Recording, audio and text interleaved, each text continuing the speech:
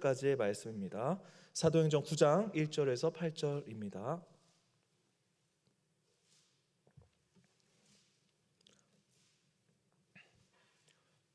다 찾으신 줄 알고 제가 1절 읽고 교도하도록 하겠습니다. 사울이 주의 제자들에 대하여 여전히 위협과 살기가 등등하여 대제사장에게 가서 다메섹 여러 회당에 가져가야 공문을 청하니 이는 만일 그 도를 따르는 사람을 만나면 남녀를 막론하고 결박하여 사울이 길을 가다가 다메섹에 가까이 이르더니 호련히 하늘로부터 빛이 그를 둘러 비추는지라 땅에 엎드려져 들음에 소리가 있어 이르시되 내가 어찌하여 나를 박해하느냐 하시고 대답하되 주여 누구시니까 이르시되 나는 내가 박해하는 예수라 너는 일어나 시내로 들어가라 내가 행할 것을 내게 이르 같이 가던 사람들은 소리만 듣고 아무도 보지 못하여 말을 못하고 서 있더라. 다 같이 읽겠습니다. 사울이 땅에서 일어나 눈을 떴으나 아무것도 보지 못하고 사람의 손에 끌려 다메섹으로 들어가서 아멘.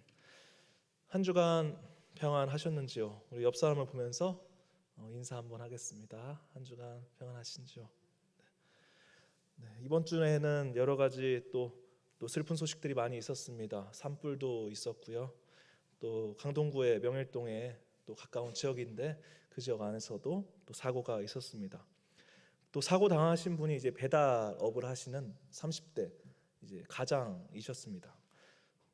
저도 배달을 한 1년 정도 한 입장으로 이 심정 이해갑니다. 배달할 때는 이제 앞을 보는 것보다 이제 핸드폰을 먼저 보고 이제 배달 지역으로 이동을 하는데 그런 와중에 이제 앞에가 이제 또 강동 명일동에 또 사고가 있어서 또 일찍 또 천국으로 가셨다는 소식을 듣고 정말 힘들고 열심히 사신 분인데 왜 이런 일이 일어날까?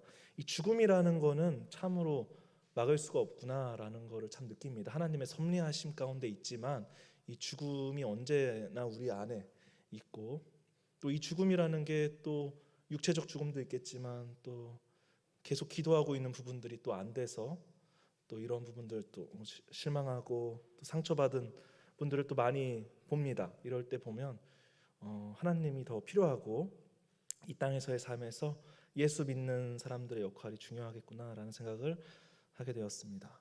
신약에서 가장 유명한 회심 장면을 언급을 한다면 우리가 잘 아는 사도행전의 내용이죠. 뭐 성령행전이라고도 불리는데 다메섹에서 이제 사울이 부활하신 하나님을 만나 가지고 완전히 사람 자체가 변한 사건이 우리가 대표적으로 신약에서 알고 있는 회심의 장면이라고 생각을 합니다. 그렇다면 성경 속이 아니라 이 지금 살고 있는 이 시대에서 가장 유명한 회심을 이야기한다면 어떤 게 떠오르세요? 우리 성도님들은? 네. 고민할 필요가 없죠. 우리 스스로의 이제 회심이 어찌 보면 변하지 않을 것 같은 우리 스스로의 회심이 어찌 보면 사도행전의 이 바울과 같은 회심의 이야기를 각자 가지고 계실 거라고 생각을 합니다. 죄 많고 탈 많은 우리가 하나님의 자녀가 된다는 것은 이 사도행전의 사울의 변화만큼 정말 놀라운 일이고 말도 안 되는 일입니다. 예수님의 은혜로 죽을 수밖에 없던 우리가 산다는 것만으로 감사하며 살아야 합니다. 그렇게 감사하면서 살아가는 우리 성도님들이 되시기를 소망합니다. 회심은 간단하게 하나님께 이제 돌아간다라는 뜻을 가지고 있습니다. 사람들은 죄의 옷, 옛사람을 벗어버리고 하나님께서 지어주신 새로운 의의 옷을 입어야 됩니다. 그렇기 때문에 회심이 예수 믿는 사람들, 앞으로 예수 믿을 청년들, 예수 믿는 자녀들에게 있어서는 반드시 필요합니다. 위대한 설교가 마틴 로이드 존스는 회심에 대해서 이렇게 이야기를 합니다. 한번 다 같이 한번 읽어보겠습니다. 시작. 회심은 이제 나의 옛삶을 뒤로하고 새로운 본성으로 새 시작하는 행위입니다 라고 말씀하십니다. 이러한 회심은 하나님께서 인도하십니다. 오늘 말씀의 사울의 회심처럼요. 사울과 바울, 이 이름이 달라 보이지만 사울은 히브리식 문화에서 불리는 이름이고 바울은 이제 그리스에서 헬라식으로 불리는 이름입니다. 사울, 바울 똑같은 이름입니다. 수많은 교회, 수많은 그리스도인, 수많은 신학생들이 회심을 하고 이 주님의 말씀을 따르고 있습니다. 하지만 이 회심은 우리가 하는 것이 아닙니다. 하나님께서 주시는 시점이 있습니다. 시간이 있습니다. 저도 주일학교를 이제 명성교회, 명일동에 있는 명성교회에서 어렸을 때부터 쭉 다녔습니다. 아버님, 어머님이 다 명성교회 권사님, 다 안수 집사님의 직분을 받고, 명성교회가 크기 전에 엄청 조그말 때 그 앞에서 막 곰탕을 나눠주면서 그 시절부터 신앙생활을 쭉 했습니다. 그래서 저는 거기 주일학교에서 받은 은혜가 굉장히 컸습니다. 그런데 이제 신앙생활을 거듭하면서 교회 안에서 여러 가지 또 힘든 점도 있었고, 부모님께서도 교회를 옮기시고 많은 넘어짐들이 있었습니다. 그래서 언제부턴가 교회 욕을 더 많이 하게 되고, 교회에서 받은 은혜를 까먹고 회심이 필요하게 되는 시점으로 다가오지고 있었습니다. 그래서 청년부 때 이제 교회를 다시 나가게 되고, 그때 이제 신학교를 가면서 다시 한번 회심을 합니다. 그래서 회심은 시기적으로도 굉장히 중요하고, 시기적으로 하나님을 믿었다가도 중간에 또 방황의 시기가 있을 수 있습니다. 근데 오늘 본문의 말씀에 보면, 많은 또 설교가들의 말씀에 보면 우선순위에 있어서 이 회심이라는 것은 믿음보다 먼저 있다고 합니다. 다 같이 한번 마가복음 1장 4절의 말씀을 한번 보겠습니다. 죄사함을 받게 하는 회개의 세례를 전파한 내용이, 세례 요한이 광야에서 전파한 내용이 나옵니다. 마가복음 1장 15절의 말씀에 보면 순서가 어떻게 되어 있죠? 회개하고 그리고 복을 믿으라 라고 나와 있습니다. 사도행전 17장 30절의 말씀을 보면 사도 바울의 첫 번째 메시지도 회개로 시작을 하고 있습니다. 이제는 어디든지 사람들에게 다 명하사 회개하라 하셨으니 라고 말씀에 적혀 있습니다. 주님께서는 강하게 말씀하고자 하는 부분들을 성경 말씀에 써 놓으십니다. 그렇기 때문에 회개는 분명히 성경의 첫 번째 강조점이라고 볼 수 있습니다. 복음에 대한 응답으로 믿음보다 앞서서 이야기하고 있습니다. 얼마나 죄 많고 탈 많은 우리에게 하나님께서 회개하라 라고 먼저 이야기하고 있는 것을 우리는 알 수 있습니다. 회개하기 전의 상태, 죄 많은 우리의 상태가 하나님 보시기에 얼마나 마음 아프시길래 회심에 대해서 이렇게 먼저 이야기를 하고 계신 것일까요? 회심 전 사울을 한번 보도록 하겠습니다.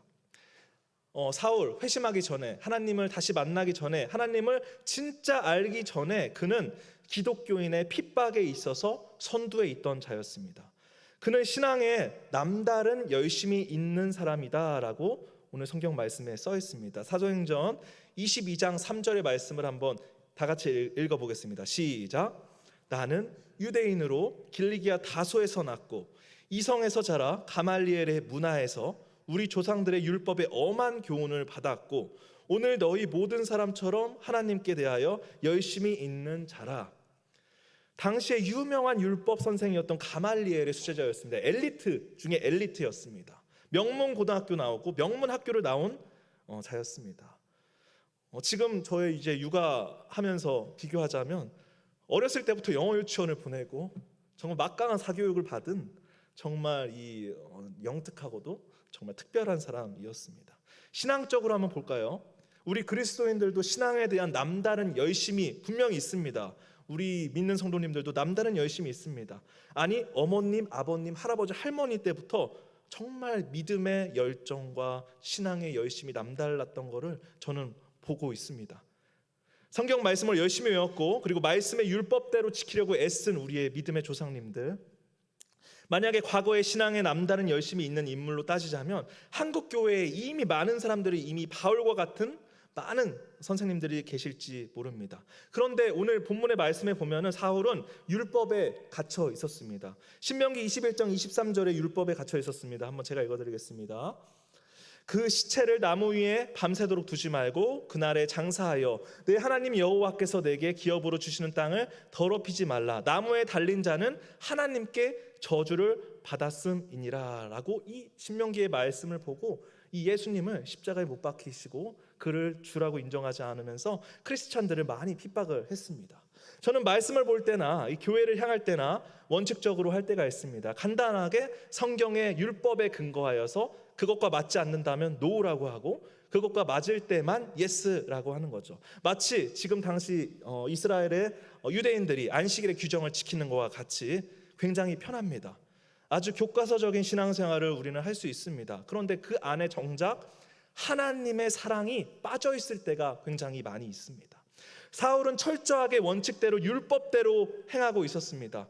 사실 성경의 말씀의 주인이 하나님인데 우리가 성경 말씀을 통해서 남을 정죄하고 성경 말씀의 율법을 가지고 사람을 판단하는 경향들이 있다는 것입니다. 오늘 율법에 사로잡힌 사울은 정작 왕 대신 예수님을 보지 못했습니다. 2절을 한번 다 같이 한번 읽어보도록 하겠습니다. 시작. 다메섹 여러 회당에 가져갈 공문을 청하니 이는 만일 그 도를 따르는 사람을 만나면 남녀를 막론하고 결박하여 예루살렘으로 잡아오려 함이라. 이 본문의 내용을 보면 다메섹의 여러 회당으로 가져갈 공문의 목적이 나옵니다. 그 목적은 그리스도의 도를 따르는 사람들을 찾는 겁니다. 예수님을 따르는 사람들을 찾아서 어떻게든 핍박하기 위해서 이 공문을 협조를 구하는 거죠. 이 공문을 그리스도인에 대한 체포영장이라고 개인적으로 저는 번역을 했습니다. 이 체포영장이라고 불리는 이 공문을 살펴보면 당시 편지로 사람을 보낼 때 그들을 인정하고 추천하는 공식적인 소개장을 함께 보내는 것이 당시 문화적인 일이었습니다. 그래서 팔레스타인 밖에 있던 유대인 사회에서는 대제사장들이 이 공문을 잘 챙겼고 그의 편지를 통해서 바울의 권위를 높은 권력자들이 인정해 줌으로써 회당의 협조를 구함으로써 그가 그리스도인들을 괴롭히는 데 있어서 힘을 얻게 된 것이었죠. 회당의 협조가 유대 그리스도인들을 자유롭게 하지 못했습니다. 쉽게 비유하자면 막강한 정치 권력의 비호를 받으면서 예수님의 제자들을 핍박하러 다닌 것입니다. 얼마나 힘들었을까요? 예수를 믿고 전하는 것도 힘든데 오히려 예수를 핍박하는 이들이 법적으로나 힘으로나 정치적으로나 더욱 득세하고 죽이고 체포하는 것에 세상 사람들이 더 동조를 한다면 예수 믿기 정말 어려웠을 것 같습니다. 마치 북한에 예수를 전하는 것이 바로 그 고통의 심정이 아닐까 생각을 하고 있습니다.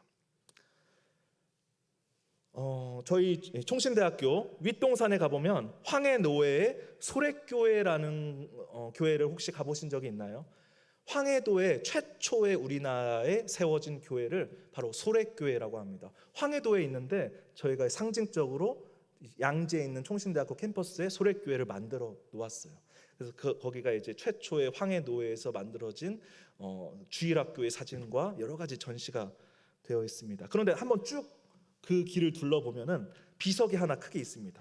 그 비석의 내용은 사죄문이 하나 적혀 있습니다. 사죄문.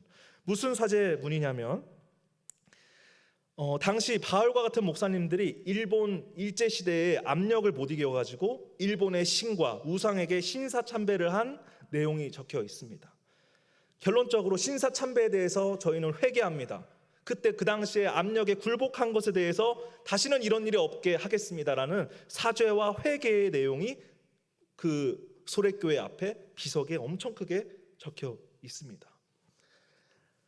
바울과 같이 하나님의 말씀을 정말 절실하게 믿은 우리의 믿음의 선조들도 결국에 일본의 침략 앞에서는 무릎을 꿇고 타협하고 그리고 신사참배를 행했습니다. 회심은 계속적으로 이루어져야 하는 것입니다. 회심은 회개와 믿음을 뜻합니다. 수많은 신앙의 선조도 회심을 거듭하면서 계속 성화되는 그 과정 가운데 살았습니다. 우리도 마찬가지입니다. 사도행전 9장 1절을 제가 읽어드리겠습니다. 사울이 주의 제자들에 대하여 여전히 위협과 살기가 등등하여 대제사장으로 가서 사울이 계속적으로 핍박하는 모습입니다. 그는 주의 제자들에게 여전히 위협과 살기가 등등했다라고 표현합니다. 여기서 여전이라는 부사는 원어로 에피라는 부사인데요.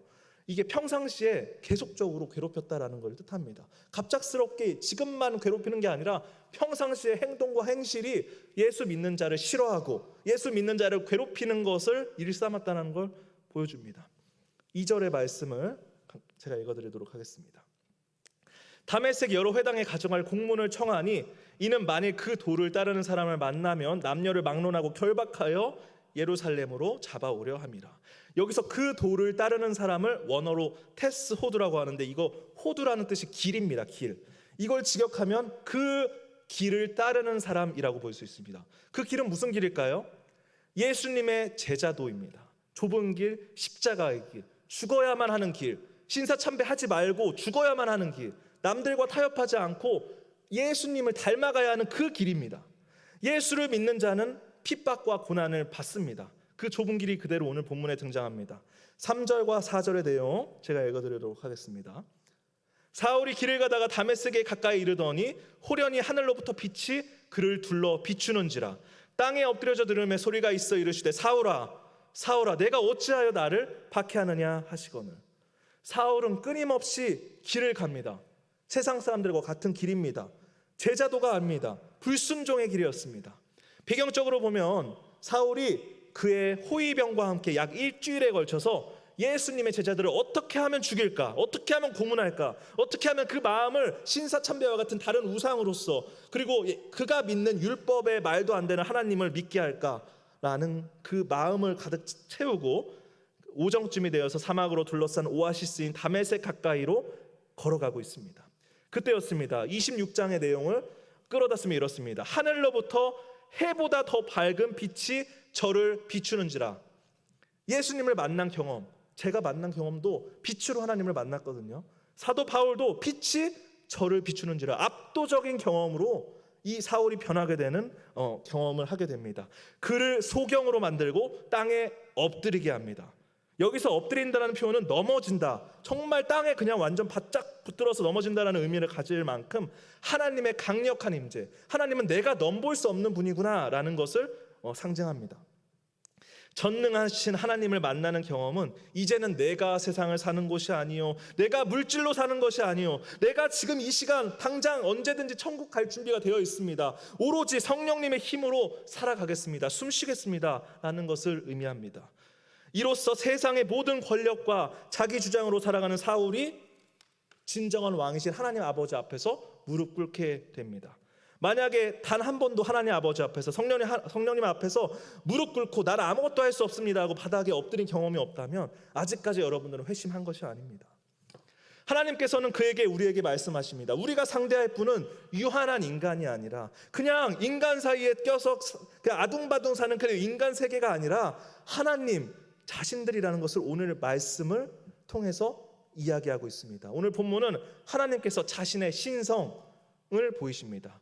신성을 보이신다는 것은 우리에게 경외심을 갖게 합니다. 경외심은 뭐죠? 인간의 그냥 두려움, 뭔가 앞으로 다가올 것에 대한 두려움, 내가 안 되는 것에 대한 두려움, 이건 인간적이고 아주 아무것도 아닙니다. 죽음도 아무것도 아닙니다. 그런데 하나님께서는 우리에게 어마어마한 그 압도적인 체험을 하면서 경외심, 두려움과 놀라움을 느끼게 합니다. 아, 정말 저게 나의 주인이시구나, 저분께서 나를 만드셨구나라는 걸 느끼게 합니다. 이를 통해서 하나님은 자신의 임재에 대해서 눈에 보이는 표적으로 친히 찾아오는 장면이 오늘 본문의 말씀입니다. 야곱이던 바울이던 그리고 우리이던 죄 많은 우리에게 기회를 주시는 분은 하나님이십니다. 세상 사람들은 너에게 기회를 줄게, 한번 해봐 라고 하는데 정말 살아 숨쉬고 생명을 주시게 한 그 기회를 주신 분은 하나님이십니다. 절대로 인간관계 때문에, 그리고 인간적인 물질 때문에 괴로워할 필요가 전혀 없는 이유가 바로 여기서부터 비롯이 됩니다. 우리가 하나님을 만날 때 어떤 경험으로 변화를 받을까요? 어떤 경험으로 회심하고 어떤 경험으로 하나님의 사랑을 느끼고 계신가요? 만약에 우리 스스로의 업적으로 하나님을 알게 된다고 했을 때 그건 교만일지 모릅니다. 우리가 이뤄냈기 때문에, 우리가 이뤄낸 것을 간증한다든지, 우리가 성공했기 때문에 간증한다든지, 이러한 간증이 한국 교회에서 크게 큰 도구로 작용하고 있는 것입니다. 제가 예전에 이제 학교 다닐 때 한 채플의 간증의 내용이 난리가 난 적이 있습니다. 그 간증을 듣고 다들 저거 말이 되는 내용이야? 난 은혜 받지 못했어. 이 내용이 가득했습니다.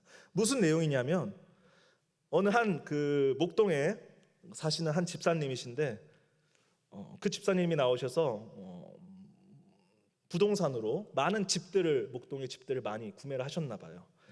그래서 그 집이 나중에 다 가격이 오르면서 크게 성공하셔서 그 집들을 우리 그 목회자들에게 다 나눠줬다라는 간증을 수많은 그 개척교회 신학생들, 수많은 그 예수님을 믿는 그 어린 그 가난하고 힘든 학생들에게 간증한 거예요. 물론 그 교회 안에서 받는 분들 앞에서는 감동일지 모르나 대부분 신학생들 앞에서는 물질과 멀리 사는 친구들이고 부동산에 대해 뭘 알겠어요. 아니 그 비싼 집을 주셨군요 라고 하면서 대단하십니다 이렇게 할 수도 없는 거고. 왜 그럴까요? 누구의 잘못을 떠나서 하나님께 먼저 기도하지 않았고, 듣는 환경을 고려하는 지혜를 달라고 고려하지 않았고, 간증을 하는 지혜도 필요한데 그것도 부족했던 것입니다.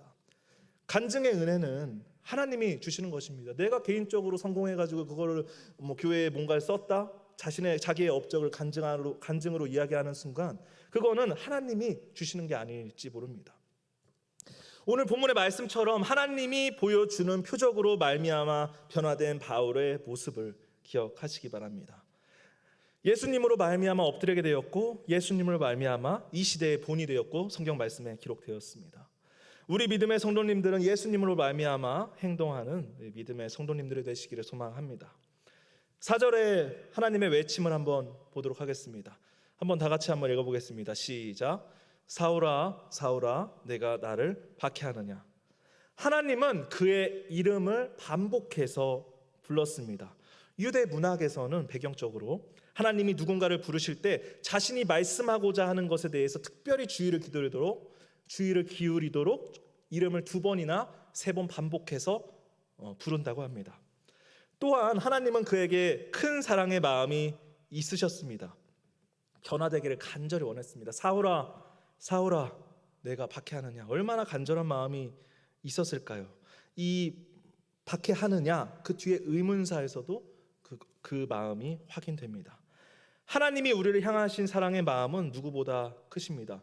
생각해보면 저도 제 아들을 부를 때 한 번만 부른 적이 없습니다. 좀 말 좀 들어라 은우야 여기 좀 봐. 몇 번 부르죠? 여러분들 아드님을 부르실 때, 자녀를 부르실 때, 그리고 말 안 듣는 지체를 부를 때 몇 번을 부르나요? 예수님도 마찬가지로 사울의 그 마음을 아시고 엄청나게 부르시는 것입니다. 우리가 한 번만으로, 그 한 번의 부름만으로 우리가 변화되기는 쉽지 않습니다. 2번, 3번, 4번 계속적으로 부르십니다. 우리도 무릎 꿇고 나아가야 될 줄 믿습니다. 5절의 말씀을 한번 다 같이 보겠습니다. 다 같이 한번 읽겠습니다. 시작. 대답하되 주여 누구시니까 이르시되 나는 내가 박해하는 예수라. 누구십니까 주여? 이 사울은 이 질문에 대답할 준비가 되지 않았습니다. 갑자기 이렇게 엄청난 경험을 하고 내가 믿었던 모든 것들, 내가 이뤄냈던 업적들이 모두 다 그냥 헛된 것이고 정말 아무것도 아닌 것이었다니. 내가 이 하나님을 진짜 하나님을 내가 몰라봤구나. 정말 얼마나 놀랐을까요? 그 어느 누구가 살아계신 하나님을 만날 때 모든 준비를 마치고 제가 순종하고 섬겼나이다라고 자신감 있게 말할 수 있을까요? 특히나 평소에 죄를 많이 졌던 사울은 특히나 그랬습니다. 사울은 빛의 존재가 신적인 존재라는 것을 알고 크게 놀랐습니다. 그 증거로서 오늘 원어에 이 퀴리에라고 이 주여라는 표현인데, 주여라는 표현은 영어로 로드 마스터라고 합니다. 로드 마스터. 이 표현 자체가 사실상 이제 주권자임을 인정이 시작되는 부분입니다. 나의 주인이심을 인정하는 순간이 바로 나오기 시작합니다. 바울의 인생의 주체가 나에서 하나님으로 바뀌는 순간입니다. 이에 예수님이 말씀하십니다. 나는 내가 핍박하는 예수다. 여기서 예수님은 사울에게 나를 강조하십니다. 나를 강조하시며 나는 내가 핍박하는 예수다. 사실 하나님께서 나는 예수님이다 라고 얘기하실 필요가 없습니다. 이미 존재만으로 압도적인 경험을 했기 때문에 자기소개를 크게 할 필요가 없습니다. 너가 나를 핍박하겠느냐 왜 따질 수도 있고 벌하실 수도 있습니다. 그런데 사울의 측면에서 생각하면 좀 다릅니다. 사울은 예수님을 사실 신적 존재라고 평상시에 생각하지 않았습니다. 주여라는 표현도 하지 않았습니다. 사울은 빛으로 나타나신 하나님에 대해서 혼란스러울지 모릅니다. 혼란스러울 걸 아시고 하나님께서 나는 예수님이다 라고 나라는 정체를 강조하신 것입니다. 여러분들이 잘 아는 나는 내가 핍박하는 예수다라는 걸 이거로 에고에임이라고 합니다. 아주 유명한 말입니다. 에고에임이 다 에고에임이로 이 신약에서 기록이 됩니다.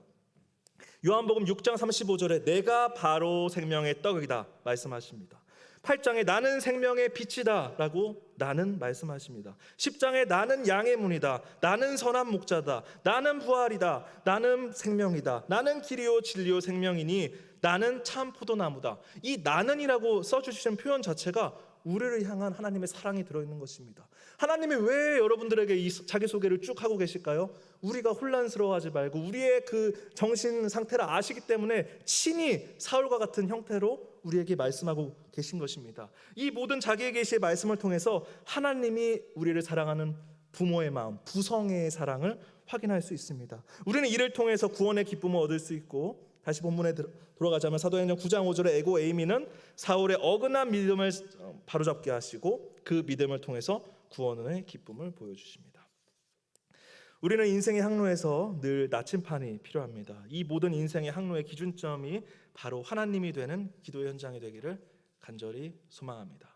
말씀 맺도록 하겠습니다. 오늘 본문의 9장 1절과 5절의 말씀을 통해서 사울의 회심에 있어서 중요한 예수님과 사울, 바울의 대화를 살펴보았습니다. 분명 사울은 수많은 협조를 구하고 유대 그리스도인들을 핍박하고 다녔지만 그런 사실을 아시고도 야곱에게 찾아오셨던 것처럼, 바울에게 찾아오셨던 것처럼 빛으로 나타나십니다. 그리고 말씀하십니다. 내가 바로 너가 핍박하는 예수다. 하나님이 지금 여러분들에게 찾아오십니다. 그렇다면은 하나님은 제 이름을 반복해서 부르시면서 똑같이 이 말씀을 하실 것 같습니다. 내가 바로 너가 핍박하는 예수다. 우리 모두가 세상을 살아가면서 말씀의 기초에서 살아가지만 참 조건적이고 이기적일 때가 많습니다. 세상에 사는 모든 사람들이 다 그렇죠. 이 안에서 하나님의 자녀들이 할 일이 너무나 많습니다. 바울이 찾아다니면서 괴롭히다가 하나님을 만나고 찾아다니면서 전도 여행을 했던 것처럼 우리도 이제는 세상과 동조하며 함께 하는 것보다 하나님의 말씀을 어떻게든 전하는 인생이 되어가기를 소망합니다. 하나님은 우리의 마음의 중심을 하나님으로 바로잡게 만들어주시고 진정한 주인이 예수 그리스도임심을 이야기해 주십니다.